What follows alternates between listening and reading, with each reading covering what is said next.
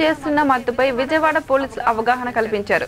విద్యార్థులు యువత మత్తు పదార్థాలకు బానిసలయ్యి భవిష్యత్తును శూన్యం చేసుకోవద్దని సూచిస్తూ ర్యాలీ చేపట్టారు. విజయవాడలో జరిగిన ర్యాలీని సిపి శ్రీనివాసులు ప్రారంభించారు. నేటి తరాన్ని తీవ్ర ప్రభావితం చేస్తున్న మత్తు పదార్థాల వినియోగాన్ని తరిమి కొట్టాలని పిలుపునిచ్చారు. విద్యార్థి దశల్లోనే మత్తు పదార్థాలపై అవగాహన కలిగి ఉండాలన్నారు.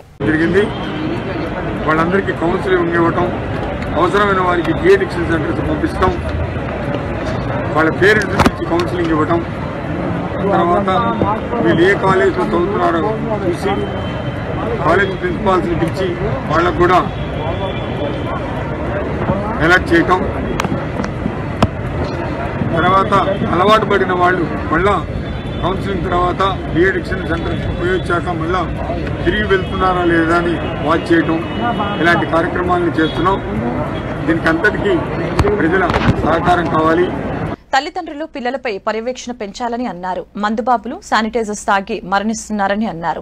నగరంలో కరోనా కేసులు పెరుగుతున్న నేపథ్యంలో ప్రజలందరూ మాస్కులు ధరించాలని, నిబంధనలు ఉల్లంఘిస్తే కేసులు నమోదు చేస్తామని హెచ్చరించారు.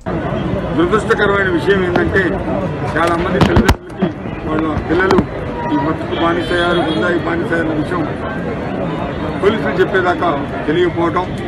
కాబట్టి పిల్లలు ఏం చేస్తున్నారని తల్లిదండ్రులు కూడా కొంచెం వాచి పెట్టుకోవాల్సిన అవసరం ఉంది. గత 7 నెలల్లో Vijayawada city police and task force చేసిన